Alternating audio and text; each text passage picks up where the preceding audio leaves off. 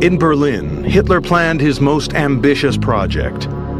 He would replace this city with a new capital, a world capital.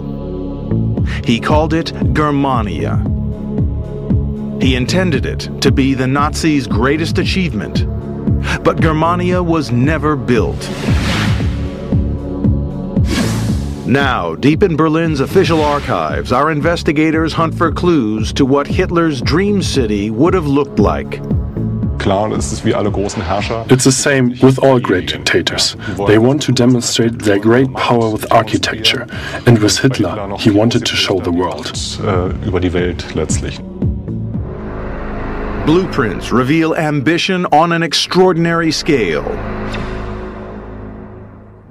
It was the visual tip of the iceberg for a very extensive restructuring of the entire social, political, and economic order. Hitler detested Berlin, a place he considered decadent and depraved. He pointed to Berlin as a city that was not emblematic of the power of a real Germany. Particularly, he talked about, for example, Jewish department stores as being a sign of sickness, architectural sickness, but also, of course, political sickness of the regime. Although Hitler had been elected leader by the German people, in fact, only 1 in 4 Berliners had voted for him. Now he was in control, he would make them pay. His monuments would be built on the rubble of their homes. A model from the time reveals Hitler's vast ambition for the new city's layout. It would require over 60,000 apartments to be bulldozed and more than 100,000 people to be made homeless. Planning started in 1936, and as it moved into construction, Speer was given unprecedented freedom. As Inspector General of Building, Speer was not only independent of the state in many ways, but he was also in charge of a huge bureaucracy. This was dozens, if not thousands of people. Central to Hitler's plans was the building of the Reich Chancellery, part palace, part administrative center. A lavish setting where he could impress visitors. The Reichschancellery was all about showing a very dominant Hitler to foreign dignitaries and foreign diplomats. Speer had 12 months to construct this building. It would take 4,500 men working round the clock in 3 shifts. They finished with just 2 days to spare. Today, nothing remains of Hitler's headquarters. Allied bombing destroyed all traces of the Chancellery. Modern apartments stand in its place. Berlin historian Tony Letizier takes us to the site of Hitler's former power base.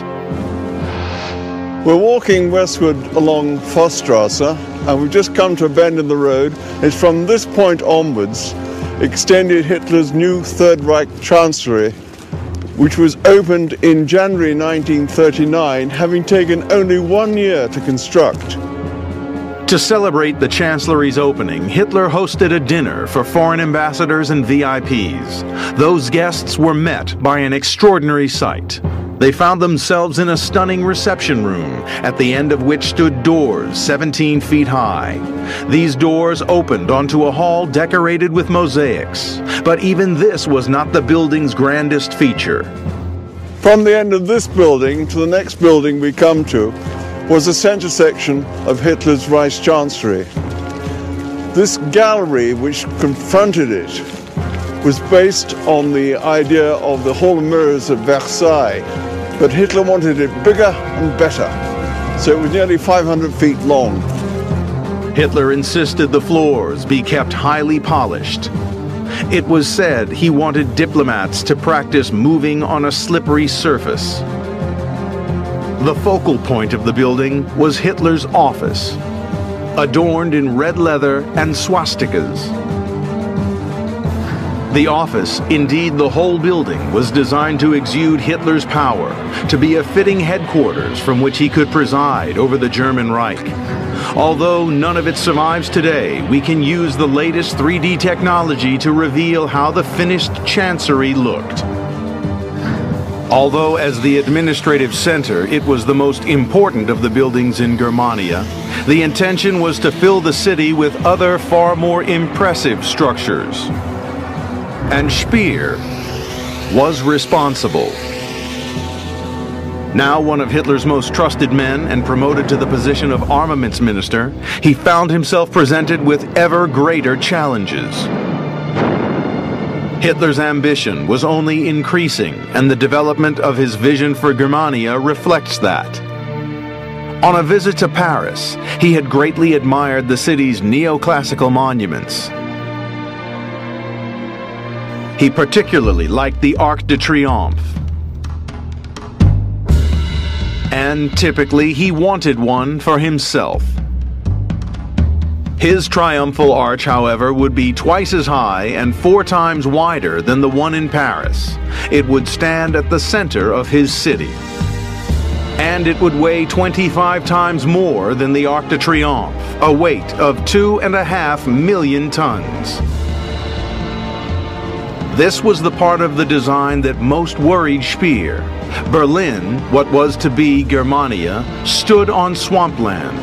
In central Berlin, his response still stands. The derelict remains of an experiment to discover whether Hitler's arch would simply sink into the ground. Massive blocks of concrete and steel were erected where the arch was meant to stand. Known as the GBK, short for the German for load-bearing body, they exerted a pressure of around 11,000 pounds per square foot. Architect Michael Richter investigates the test site.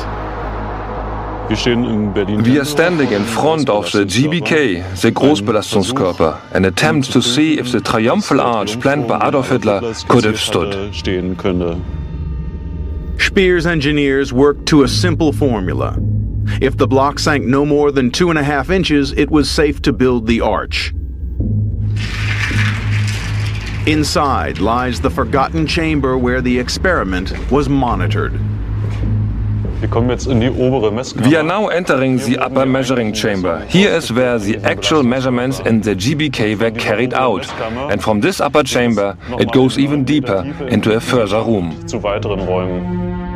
Deep inside the GBK lies a hidden shaft. Below this hatch are testing rooms used by Speer's engineers. This is the central shaft that runs across 3 levels. It's 30 feet deep. And at the end, there are 4 chambers where the measuring devices used to be. The chambers below contain pressure gauges to monitor the GBK's sinkage rates. The engineers monitored the tower's subsidence visually. Here on this pillar, there stood an optical measuring device that was aimed at a point outside the GBK through this pipe, comparing the height of the object outside with this water level indicator in the upper measuring chamber to determine the sinkage of the GBK. The ingenious experiment proved the Berlin soil was too unstable for the arch. The attempt here showed that it would have been impossible to build the triumphal arch without fortifying the ground. The GBK sank by more than 7 inches between 1941 and 1944. Still, Hitler would not accept his arch could not be built. He instructed his people to continue looking for a solution. The GBK is still sinking today, and although Hitler's engineers continued with their work, the arch was never built. Now, by investigating the plans and using state-of-the-art technology, we can finally reveal how it would have looked. Hitler and Speer were not deterred by this failure. They set about their next project, the biggest of all Germania's buildings, the Great Hall. It would be the city's centerpiece. It would be crowned with a dome so big some said it would have its own clouds and rainfall. Its design would test the bounds of what was possible in construction, and it would demand the ruthless brutality which had become the Nazis' hallmark. It would use slave labor. In 1936, Hitler unveiled plans for the most ambitious of all his building projects. A vast domed space called the Great Hall.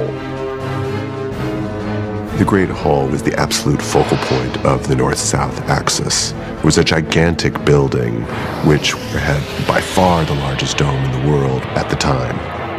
It was intended to be the most important of all of Germania's buildings, a symbol of greatness. It was to be Hitler's engineering masterpiece. Land was cleared, workers hired, digging began.